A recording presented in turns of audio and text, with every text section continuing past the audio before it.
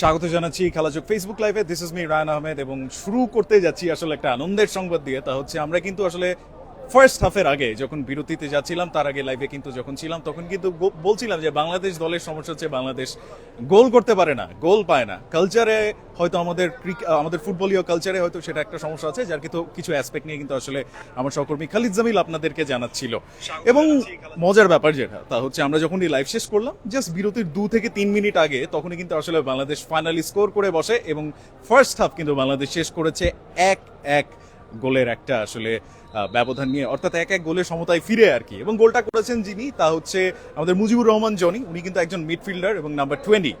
এবং জনি আসলে যে গোলটা করে ফেললো এবং বাংলাদেশ আবার ম্যাচে ফিরে এসছে এবং দেয়ার আ হাই চান্স যে বাংলাদেশ এই ম্যাচটা হয়তো আজকে ব্যাক করতে পারবে। কিংস এরেনায় যারা এই মুহূর্তে আছেন তারা অলরেডি জানেন, এবং যারা এখনো আসেননি বা এসে সারেননি তারা হয়তো টেলিভিশনে দেখছেন। কিংস এরেনা কিন্তু আসলে কানায় কানায় পূর্ণ। বাংলাদেশের ফুটবলের ক্রেজ নিয়ে যারা কথাবার্তা বলেন, অনেকে বলে যে বাংলাদেশে নাকি ফুটবল আসলে এগিয়ে যেতে পারে না বা বাংলাদেশের মানুষ আসলে ফুটবল নিয়ে ক্রেজ নেই, এই ধরনের যারা কথাবার্তা বলে থাকেন, আসলে আমি জানি না যে কেন তারা বলে থাকেন। আজকের বোধহয় কিংস এরেনাতে আসলে তাদের সেই ভুল ধারণাটা অন্তত আজকের জন্য হলেও ভেঙে যেত।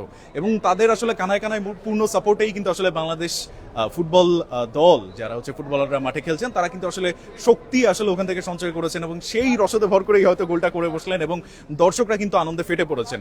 এই যখন অবস্থা এবং কিছুক্ষণের মধ্যে আসলে আবারও বাংলাদেশ মাঠে নেমে যাবে, সেই মুহূর্তে আমি আসলে আমন্ত্রণ জানাতে চাই সহকর্মী খালিদ জামিলকে আবারও ম্যাচের কিছু অ্যাসপেক্ট নিয়ে কথা বলার জন্য। খালিদ, আসলে বিরতিতে যাওয়ার আগে আমরা বলছিলাম যে বাংলাদেশ আসলে গোল করতে পারে না এবং ফাইনালি দেখা গেল আসলে একজন মিডফিল্ডার। আমরা বলছিলাম যে আমাদের প্রপার স্ট্রাইকার নাই, ফরওয়ার্ড থেকে আসলে গোল আমাদের করার হ্যাবিটটা নেই। এই অবস্থায় আসলে একজন মিডফিল্ডার কিন্তু আসলে আলটিমেটলি বাংলাদেশকে গোল করে সমতায় ফেরালেন। কেমন লাগছে, কিভাবে দেখছেন ব্যাপারটাকে? মুজিবুর রহমান জনি একজন মিডফিল্ডার এবং মিডফিল্ডারই গোল করার কথা। বাংলাদেশে কাবরেরা যেভাবে তার ফরমেশনটা সাজিয়েছেন, সেটা ডায়মন্ড শেপের একটা ফরমেশন। মিডফিল্ডটা ডায়মন্ড শেপ হয়ে থাকে, সেখান থেকে তারা অ্যাটাক কিংবা কাউন্টার অ্যাটাকে ওঠে এবং ডায়মন্ড শেপটার যে কোনাগুলো থাকে, সেই কোনার যে ফুটবলাররা তারা সাধারণত মিডফিল্ডেরই বেশি হন এবং সেই মিডফিল্ডাররাই স্ট্রাইকার বনে যান, নাম্বার 9 বনে যান কিছুক্ষণের জন্য, এবং তারা প্রতিপক্ষকে ধোঁকা দিয়ে তারপরে প্রতিপক্ষের জালে বল ফেলার চেষ্টা করেন। এই ফরমেশনটা আসলে অনেকেই ব্যবহার করেন যারা বিশেষ করে কাউন্টার অ্যাটাক ভিত্তিক ফুটবলগুলো খেলেন। আমরা জোসে মরিনিওর কথা বলতে পারি, আমরা কথা বলতে পারি কার্লো আনচেলত্তির কথা বলতে পারি, আমরা টোটাল স্পেনের ফুটবলের কথা বলতে পারি। স্প্যানিশ ফুটবলটাই এরকম। তারা যেবার বিশ্বকাপ জিতেছিল, তারা কিন্তু গোল করার পেছনে ওইভাবে ছোটেনি, ওইভাবে বিল্ড আপ করার তাদের মানসিকতা ছিল এবং সেই বিল্ড আপ করে করে করে করে তারা দেখা গেল যে পুরো 90 মিনিটে তারা জিতছে ঠিকই একটার পর একটা ম্যাচ, কিন্তু সেটা ওই 1-0 ব্যবধানে। সেটা যত বড় দলের বিপক্ষে হোক, যত ছোট দলের বিপক্ষে হোক, তারা তাদের ফরমেশনটা ধরে রাখে এবং সেইভাবেই খেলে। অর্থাৎ এই ধরনের ম্যাচে যদি একটা দল, যে দলটা ডায়মন্ড শেপে খেলবে, তারা কিন্তু সাধারণত একদম ছোট দলের বা দুর্বল দলের বিপক্ষে খেলতে গেলেও খুব স্কোরটা বড় ব্যবধানে হয় না। এখন বাংলাদেশের এটা কি তাদের শক্তির জায়গা এই শেপে? না, বাংলাদেশ কিন্তু আসলে দুর্বলতার কারণেই এই শেপটা নিয়ে বা এইভাবে খেলান। স্প্যানিশ কোচ হাভিয়ের কাবরেরাও আসলে ঠিক এইভাবেই খেলানোটা পছন্দ করেন, কারণ তার হাতে আসলে ওইভাবে অপশনটা নেই, যেটা আমরা এর আগের লাইভটাতে বলছিলাম যে তার হাতে যেহেতু ওই রকম একটা স্পেশাল স্ট্রাইকার নেই যে সুযোগ সন্ধানী, যাকে একেবারে টপ পজিশনে রাখা হবে, তার পেছনে 2-3 জন মিডফিল্ডার থাকবে, সেই 3 জন মিডফিল্ডার তাকে বলের যোগান দেবে, সেটা রাইট উইং কিংবা লেফট উইং থেকেও হতে পারে, এবং সেই উইং থেকে আসা ক্রসে মাথা ছুঁয়ে হোক কিংবা সেটা ভলি করে হোক কিংবা সেই জায়গায় পায়ে বল নিয়ে গোলকিপারকে ধোকা দিয়ে হোক, অফসাইড অবশ্যই এড়িয়ে, সেই রকম কোনো একজন চৌকস ফুটবলারের আমাদের অভাব রয়েছে। এবং সেই কারণেই কিন্তু এই মিডফিল্ডারদেরকে, এবং কখনো কখনো আসলে সাধারণত আমরা যেটা বলছিলাম যে সেট পিস থেকেই বেশি নির্ভর করতে হয় আমাদের গোলের ক্ষেত্রে। অর্থাৎ একজন ডিফেন্ডার তিনি হয়তো একটা ফ্রি কিক করবেন কিংবা একটা কর্নার কিক করবেন, সেই কর্নারে হেড ছুঁয়ে কিংবা জটলার ভেতর থেকে বল শুট করে গোল করতেই আসলে আমরা বেশি অভ্যস্ত, এবং এই মিডফিল্ডাররা বেড়েই ওঠেন এইভাবে যে তাদের লিগে এইভাবেই গোল করতে হবে। এখন ন্যাশনাল টিমে এই ধরনের সিচুয়েশন হ্যান্ডেল করে তো তারা অভ্যস্ত না। তারা দেখা যাচ্ছে যে অনেক সময় একজন স্ট্রাইকার নিয়ে, পিওর স্ট্রাইকার নিয়ে তারা খেলে, এবং সেই পিওর স্ট্রাইকাররা হয়তোবা নাইজেরিয়ার কেউ, হয়তোবা আর্জেন্টিনার তৃতীয় লিগে খেলে আসা কোনো একজন ফুটবলার, কিংবা একেবারেই বিদেশি কেউ অন্তত একজন। সেই কারণেই সেই একজন ফুটবলার কিংবা 2-3 জন ফুটবলার, বসুন্ধরা কিংস 3 জন থেকে 4 জন এরকম লেভেলের ফুটবলারকে এফোর্ড করতে পারে, এবং সেই জায়গায় তারাই আসলে ওই জায়গাটা নেতৃত্ব দেয়। প্রতিপক্ষের আক্রমণ, প্রতিপক্ষের ডিফেন্স লাইন চিরে ভেতরে ঢোকার অভ্যাসটা কিন্তু বসুন্ধরা যারা বাংলাদেশি স্ট্রাইকাররা রয়েছেন তারা ওইভাবে পান না। একইভাবে আমরা যদি দেখি যে ছোট দলগুলো যেগুলোর কথা আমরা বলছিলাম তাদের ক্ষেত্রেও ওই প্র্যাকটিসটা এখন চলে এসছে, যে কারণেই ঘুরে ফিরে যখন আপনি কোনো একজন গোলের খাতা খুলবেন বাংলাদেশের হয়ে, সেটা ইন্টারন্যাশনাল ম্যাচে হয়ই আসলে খুব কালে ভদ্রে। যদি কেউ গোল করতে পারেন, আজকে যেমন জনি গোল করলেন, সেটা নিয়েও আসলে অনেক গবেষণা হবে, জনি কিভাবে গোলটা করলেন এবং সেই গোলটা পেয়ে বাংলাদেশের কত লাভ হলো। দেখা যাচ্ছে যে বছরে আসলে এরকম গোল আমরা 4-5টার বেশি পাই না, তাই ওই 4-5টা গোলই উদযাপন করতে হবে। আপনি যদি দর্শকের কথা বলেন, এই মুহূর্তে আসলে আমরা ভেতরে দাঁড়াতে পারছিলাম না, দর্শকের যে গ্যালারিটা রয়েছে সেগুলো ফুল হয়ে গেছে, গ্যালারির পাশে যে সামান্য দাঁড়ানোর জায়গা রয়েছে সেটাও কিন্তু ফুল হয়ে গেছে। অর্থাৎ বাংলাদেশ একটা গোল করেছে, গ্যালারির বাইরে যে দর্শক এদিক ওদিক ঘোরাফেরা করছিল তারাও কিন্তু গ্যালারিতে ঢুকে পড়েছে। টিকিট কেটে এরকম জ্যাম প্যাক ফুটবলের স্টেডিয়াম ওই একটা গোলের কারণে, ওই একটা গোল দেখতে, ওই একটা গোলের উদযাপনের জন্যই বাংলাদেশের মানুষ এসেছে। কিন্তু সেই গোলটা এখন পর্যন্ত সোনার হরিণ। আপনি হয়তো বলবেন যে গোল অনেক বেশি হলে তখন উদযাপনটা কমে আসবে, সেটা হয়তো বা হতে পারে সেই বিষয়টাও। আচ্ছা, আপনি বলছিলেন আসলে গোলের কথা। আমরা গতকালকে যখন আমি আমাদের কোচ হাভিয়ার কাবরেরার আসলে সংবাদ সম্মেলনের কিছু চুম্বক অংশ দেখছিলাম, তখন আমি আসলে দেখছিলাম উনি বলছে যে সাউথ এশিয়ায় আমাদের যে ফুটবল, সেখানে আসলে স্ট্রাইকারের অভাবটা শুধু যে বাংলাদেশের ব্যাপারটা কিন্তু তা না। আমরা ভারতের সুনীল ছেত্রীর কথা আসলে বলতে পারি, যিনি কিনা আসলে অবসরের পরে ভারত কিন্তু এখনো একজন পিওর স্ট্রাইকার খুঁজে বেড়াচ্ছে। আর মালদ্বীপের কথাই যেহেতু আমরা আসলে বলছিলাম, মালদ্বীপের সাথে বাংলাদেশের খেলা, আলী আশফাক, আমি যদি নামটা ভুল না বলে থাকি, ওনার পরে কিন্তু আসলে মালদ্বীপও এখনো আসলে একজন প্রপার স্ট্রাইকার, সেই লেভেলের যাকে আমরা আসলে স্ট্রাইকার হিসেবে গুনতে পারি, যার উপর আসলে ভরসা রাখা যায় যে যে কোনো মুহূর্তে একটা সুযোগ কাজে লাগিয়ে একটা গোল করে আসলে একটা ব্যবধান তৈরি করে দেবেন, এমন একজন স্ট্রাইকারের অনুসন্ধান কিন্তু করছেন। তো আমাদের দেশে না হয় ফুটবলের কালচারটা বা আমরা কিছু আসলে সীমাবদ্ধতা, লিমিটেশনস দেখতে পাচ্ছি, সেক্ষেত্রে আসলে ভারত যারা অনেক আসলে দেখা যাচ্ছে আমাদের থেকে বাজেটে গিয়ে, ফিফা র্যাঙ্কিংয়ে গিয়ে, তাদের ইনফ্রাস্ট্রাকচার ভালো, ইভেন তারা কিন্তু আসলে একটা ফুটবল লিগও খেলছে আমাদের মানে প্রফেশনালি বলতে গেলে, ওই যে আমি যদি ভুল না বলে থাকি ISL। তো এই যে খেলছে, তাদের আসলে সমস্যাটা কোথায়? কিংবা মালদ্বীপ যেখানে ফুটবল স্ট্রাকচারে, ইনফ্রাস্ট্রাকচারে যাদের জনসংখ্যা 5 লাখ 5.5 লাখ হবে, আমাদের একটা জেলার থেকে কম, তারা এত ভালো ফুটবলার তৈরি করছেন, বা তারাও আসলে ইনফ্রাস্ট্রাকচারে অনেক জায়গাতে বাংলাদেশ থেকে ফুটবলীয় অ্যাসপেক্টে এগিয়ে, সেক্ষেত্রে তারা আসলে কোন কোন সমস্যার কারণে তারাও আসলে এইভাবে স্ট্রাইকারহীনতায় ভুগছেন? সেটা তো অবশ্যই স্ট্রাইকারহীনতায় ভুগছেন। এবং ফুটবলের ক্ষেত্রে আসলে যে বিষয়টা হয়, আপনি দেখবেন যে এই সাউথ এশিয়ান স্পেশালি অঞ্চলগুলোতে ফুটবল খুব বেশি ডেভেলপ করতে পারেনি, সেটা শারীরিক কাঠামোর একটা ব্যাপার তো রয়েছেই, এবং একই সঙ্গে ফুটবলের যে ম্যানেজমেন্টটা রয়েছে সেটা আসলে ওইভাবে গড়ে তোলা এখানে সম্ভব হয়নি। হ্যাঁ, প্রচুর ইনভেস্টমেন্ট হচ্ছে, ভারতের ক্ষেত্রে তো সেটা অনেক বিশাল, মালদ্বীপের ক্ষেত্রে সেটা তুলনামূলক অনেক কম হলেও বাংলাদেশের চেয়ে বেশ বড় সেই ইনভেস্টমেন্টটা, কিন্তু তারপরেও সেরকম একটা পিওর স্ট্রাইকার আমরা দেখতে পেয়েছি। এবং তাদের আলী আশফাকের কথা আপনি বলছিলেন, আলী আশফাক একাই কিন্তু পুরো বাংলাদেশের পুরো সিচুয়েশনটা কিন্তু একেবারে পুরোটা ডিল করতেন তিনি। আলী আশফাককে আমি মালদ্বীপের মাঠে খেলতে দেখেছি, এবং তিনি যখন তার দৌড়টা শুরু করতেন, বাংলাদেশের ডিফেন্স লাইন যে বিষয়টা রয়েছে, সেই বাংলাদেশের ডিফেন্স লাইনটা অনেকটাই অকেজো করে রাখতেন তিনি, এবং তার কাছে ব্যস্ত হওয়ার কারণেই, তাকে ঘিরে ব্যস্ততার কারণেই কিন্তু শেষ পর্যন্ত বাংলাদেশের ডিফেন্স লাইন অন্য যে স্ট্রাইকাররা রয়েছে মালদ্বীপের, তাদেরকে সেভাবে সময় দিতে পারতো না।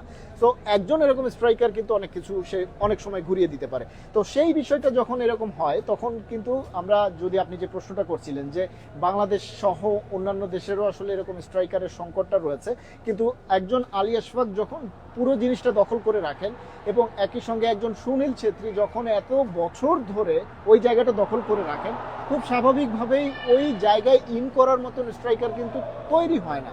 একজন সুনীল ছেত্রী তিনি কিন্তু একদিনে তৈরি হন অবশ্যই, এবং একজন আলী আশফাক তিনিও কিন্তু ইন্টারন্যাশনাল ম্যাচ খেলেই এই পর্যায়ে এসেছেন, এবং এই লেভেলের ইন্টেন্সিটিটা নেয়ার মতন, প্রেশার মোমেন্টটা হ্যান্ডেল করার মতন।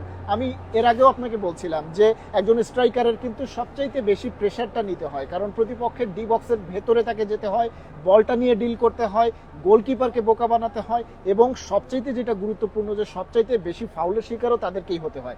সো ওই জায়গায় ডিল করার যে বিষয়টা, ওই বিষয়গুলো তারা এত বছর ধরে দখলে রেখেছিল বলেই কিন্তু মালদ্বীপ, ইন্ডিয়ার মতন টিমেও ওই রকম বোঝাপড়াটা অন্য কারোর সঙ্গে হয়নি। ফুটবলে তো একটা নিশ্চয়ই বোঝাপড়া রয়েছে। আপনি যখন একটা দলে বছরের পর বছর ধরে খেলতে থাকবেন, তখন আপনার নিশ্চয়ই মুখস্থ হয়ে যাবে যে আপনার রাইট উইং থেকে কি ধরনের পাস আসবে আর লেফট উইং থেকে কি ধরনের ক্রস আসবে। সো এই রাইট লেফটের এই যে বোঝাপড়াটা, সেটা নতুন কারোর জন্য এসেই বুঝে ওঠাটা কঠিন, এবং কার কাছ থেকে আপনি ঠিক কিভাবে বলের যোগানটা কোন সময় পাবেন, নিজেদের ভেতরে অনেক বেশি বোঝাপড়াটার দরকার হয়। যে কারণে বলা হয় যে ক্রিকেটটা কাইন্ড অফ ইন্ডিভিজুয়াল গেমস। একজন ব্যাটসম্যান ব্যাটিং করছেন, তিনি একাই ব্যাটিং করছেন, বোলারকে সামলাচ্ছেন, বোলারের সঙ্গে ব্যাটসম্যানের ওয়ান টু ওয়ান মানসিক যে ব্যাপারটা থাকে, লড়াইটা থাকে, সেটা হতে থাকে। কিন্তু একজন ফুটবলের ক্ষেত্রে কিন্তু অনেকগুলো মানুষকে একসঙ্গে নিজেদের ভেতরে ডিল করতে হয়। তার নিজের দলের যে মানুষটা রয়েছে তার পেছনে যে খেলছেন, অর্থাৎ তার যে একজন মিডফিল্ডার তার পেছনে একজন স্ট্রাইকারের পেছনে খেলছেন, কিংবা একজন মিডফিল্ডারের পেছনে যে একজন সেন্টার ডিফেন্সে খেলছেন, তিনি তাকে কতটা সাপোর্ট দেবেন, বা সেই সাপোর্টটা দিলেও সেটা কিভাবে দেবেন, তিনি কি লেফট ফুটে বেশি দক্ষ নাকি রাইট ফুটে বেশি দক্ষ, সেটার উপরে অনেক সময় নির্ভর করছে যে তার পরের মিডফিল্ডার কিংবা স্ট্রাইকারের খেলাটা কেমন হবে, সেই বিষয়গুলো। অর্থাৎ জিনিসটা আসলে তৈরি করা যায় না, এগুলো গড়ে ওঠে, এই বিল্ড আপটা, এই বোঝাপড়াটা। যে কারণে যখন একজন সুনীল ছেত্রী প্রায় 20 বছরের একটা ক্যারিয়ার গড়ে ফেলবেন, তখন তার জায়গায় নতুন একজন এসে ঠিক সেই রকম বোঝাপড়াটা টিম ইন্ডিয়ার সঙ্গে পারবেন না। আই লিগে তিনি হবার যে দলটার হয়ে খেলেন, সেখানেও দেখা গেছে যে সুনীল ছেত্রীর যে জায়গাটা, সেটা এখনও সেভাবে ফিল আপ করা যায়নি। এবং একই সঙ্গে আমরা শুধুমাত্র স্ট্রাইকারের ক্ষেত্রে না, আপনি হয়তো বা দেখবেন যে আনিসুর রহমান জিকো বাংলাদেশের, তিনি অনেকদিন ধরে বাংলাদেশ দলের এই জায়গাটা সামলাচ্ছেন, গোলকিপার গোলবার সামলাচ্ছেন। তার জায়গায় অন্যকে যখন ট্রাই করা হচ্ছে, তখন দেখা যাচ্ছে ডিফেন্ডারদের সঙ্গেও কিন্তু নতুন গোলকিপারের যে বোঝাপড়াটা, সেটা কিন্তু অনেক সময় অনেক ধরনের ঘাপলা হয়ে যাচ্ছে। আমরা দেখেছি যে আর্জেন্টিনার যে গোলকিপার রয়েছেন, তিনি অনেকবার ইনজুরিতে পড়েছেন, ইনজুরি নিয়েও তাকে খেলতে হচ্ছে। তার কারণটা হচ্ছে যে হাই প্রেশার সিচুয়েশনে দলের ভেতরে ফুটবলের ক্ষেত্রে সবচাইতে যে গুরুত্বপূর্ণ, যে তার যে ডিফেন্স লাইনটা রয়েছে তার সঙ্গে গোলকিপারের বোঝাপড়াটা অনেক বেশি গুরুত্বপূর্ণ। গোলকিপার কোন দিকে কখন মুভ করবে, যদি গোলকিপার কোনো একজন স্ট্রাইকারকে ডিল করতে সামনে এগিয়ে যায়, তখন ওই জায়গাটা কে পূরণ করবে? একজন ডিফেন্ডার এসে, একজন সেন্টার ব্যাক, একজন ফুল ব্যাক এসে হয়তোবা সেই জায়গাটা গ্রহণ করবেন, এবং সেই জায়গায় তিনি গোলকিপার হয়ে যাবেন। হয়তোবা তিনি হাত দিয়ে বল ঠেকাতে পারবেন না, কিন্তু গোলকিপারের ভূমিকায় তাকে অবতীর্ণ হতে হবে। সো এই বিষয়গুলো ডিল করাটা নিজেদের ভেতরে বোঝাপড়ার বিষয়। প্রতিপক্ষকে বোঝা, প্রতিপক্ষের ফরমেশনটা কোনো একটা টিম বুঝতে পারছে কিনা। আজকে যেমন বাংলাদেশ মালদ্বীপের বিপক্ষে খেলছে, মালদ্বীপের সঙ্গে তারা আসলে বোঝাপড়াটা বাংলাদেশ কেমন করছে, আমরা সেটা নিয়ে অনেক বেশি আলোচনা করছি। কিন্তু ফুটবলটা এমন একটা খেলা যেখানে নিজের দলের লোকজনের সঙ্গেও বোঝাপড়াটা অনেক বেশি গুরুত্বপূর্ণ, এবং সেই গুরুত্বপূর্ণ কাজটা যদি বাংলাদেশ দল সহ অন্যান্যরা করতে পারে, আলটিমেটলি তখনই কিন্তু একটা ভালো ফলাফল চলে আসে। এবং দেখা যায় অনেক সময় যে কারণে যে একজন গোলের অ্যাসিস্ট করেছেন হিসেবে একজন গোলকিপারের নামও চলে আসে। সো এই বিষয়টা ফুটবলে বোঝাপড়া তৈরি হওয়াটা অনেক বেশি গুরুত্বপূর্ণ। বাংলাদেশ দলের তো আসলে ক্রমাগত চেঞ্জ হয় প্রতিটা সিরিজে। এখন আমরা দর্শকদেরকে একটু বলে রাখি যে এই মুহূর্তে বাংলাদেশ মালদ্বীপের ম্যাচ চলছে কিংস অ্যারেনাতে ঢাকায়, এবং সেই ম্যাচটি হচ্ছে যে 2 ম্যাচের সিরিজ, মালদ্বীপ এবং বাংলাদেশ ফিফা প্রীতি ম্যাচ, এবং প্রীতি ম্যাচটা এই মুহূর্তে সেকেন্ড হাফের খেলা চলছে। বাংলাদেশ এবং মালদ্বীপ 1-1 সমতায় রয়েছে স্কোর লাইন। এই আপডেটটা দিয়ে রাখলাম, যেটা বলছিলাম রায়ান আপনাকে, যে বাংলাদেশ দলের যদি আসলে সেইভাবে বিল্ড আপটা গড়ে ওঠে, একই দল নিয়ে অনেকদিন ধরে তারা থাকতে পারে, যেই বিষয়টা খুব দারুণভাবে হয়েছে মেয়েদের দলের ক্ষেত্রে, তাদের ভেতরে বছরের পর বছর এক ধরনের বোঝাপড়া তৈরি হয়ে উঠেছে, একটা জেলিং তৈরি হয়ে যায় আসলে, একজন আরেকজনকে বোঝার, নেক্সট মুভটা বোঝার। এবং আমরা জানি যে নারী দলের কে কোন জায়গায় খেলে প্রত্যেকের আসলে মুখস্থ, কারণ শুধুমাত্র তারা মাঠেই একসাথে খেলছেন না, তাদের থাকা, খাওয়া, ঘুমানো সবই একসঙ্গে, একই ক্যাম্পের ভেতরে তারা বছরের পর বছর ধরে থাকছেন। এবং আমরা যখনই তাদেরকে প্রশ্ন করি যে তোমাদের এই সাকসেসের রহস্যটা কি, তখন তারা কিন্তু ওই একটা কথাই বলে যে আমরা বছরের পর বছর একই সঙ্গে খেলছি, একই সঙ্গে থাকছি, আমাদের ভেতরে বোঝাপড়াটা দারুণ। এবং সেই বোঝাপড়ার কারণে, এই বোঝাপড়াটার কারণেই আসলে অনেক বড় দলের বিপক্ষে স্কিলের কিছুটা সীমাবদ্ধতা থাকলেও কিন্তু উতরে যাওয়া সম্ভব, যেটা বাংলাদেশের নারী দল পারে। তারা নেপালের বিপক্ষে সহজেই জিততে পারে, তারা ভারতের বিপক্ষে এখন অহরহই জয় তুলে নেয়, যেটা পুরুষ ফুটবলে অনেক বেশি অনুপস্থিত।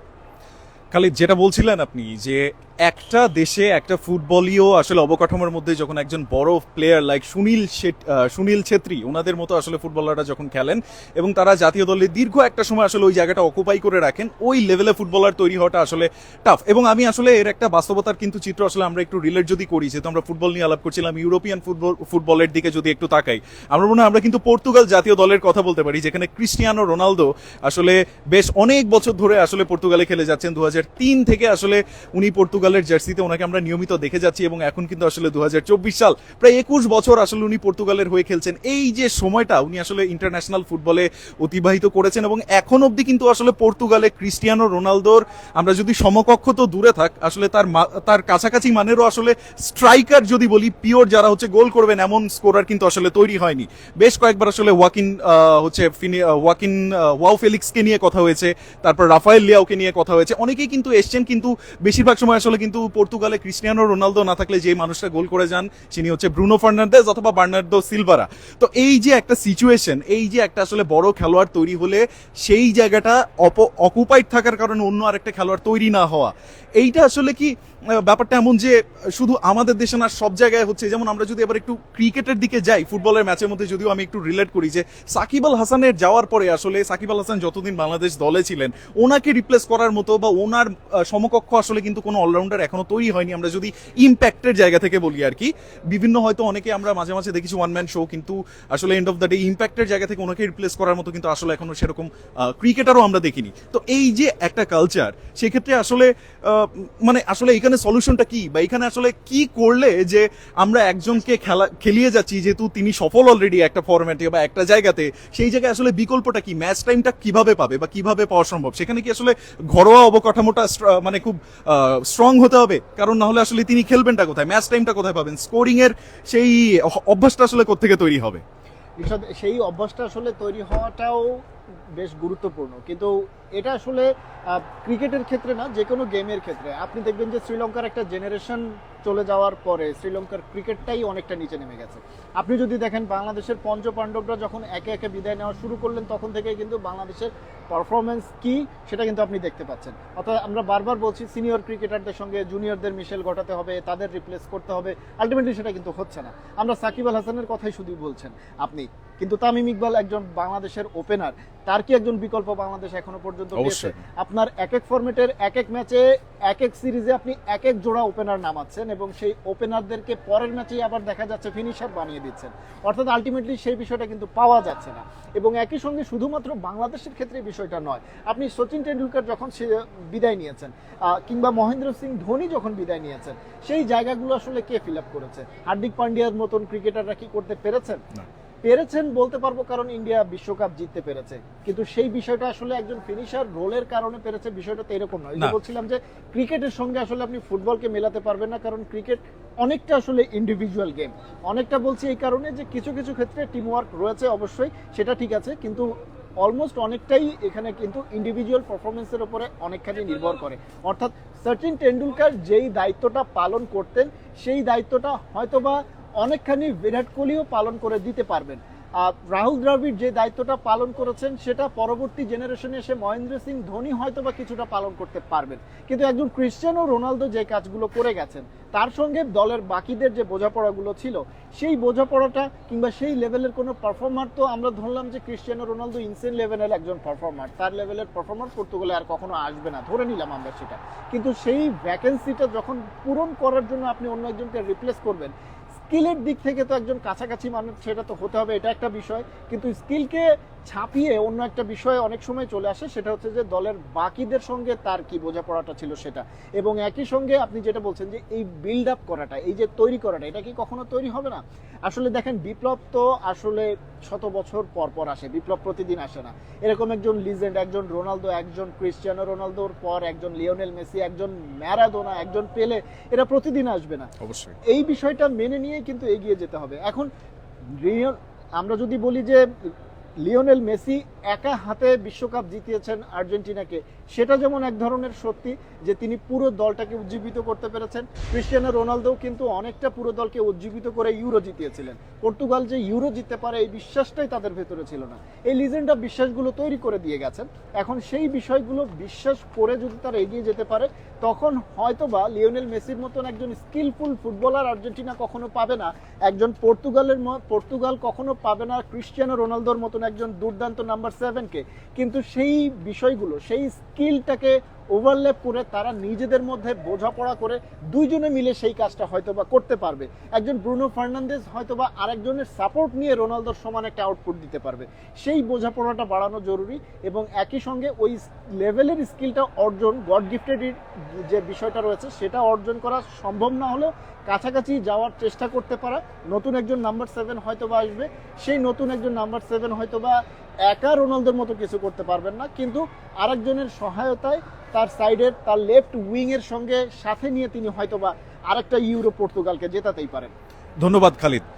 আমরা এতক্ষণ আসলে কথা বলছিলাম বাংলাদেশ বনাম মালদ্বীপের দুটো যে ফিফা ফ্রেন্ডলি ম্যাচ চলছে তার দ্বিতীয়টির কিছু অ্যাসপেক্ট নিয়ে আপনাদেরকে একটু জানিয়ে রাখি। প্রথমার্ধে কিন্তু আসলে এক গোলের সমতায় আসলে দুই দলই ফিরে গিয়েছিল ড্রেসিং রুমে, এবং বর্তমানে আমরা আসলে এতক্ষণ লাইভ ছিলাম বসুন্ধরার কিংস এরেনা থেকে। আবারও কিছুক্ষণ খানিক বাদে আমরা আসলে চলে আসবো ফেসবুক লাইভে। Till then stay with Khelajog Facebook page, and this is me Raihan Ahmed.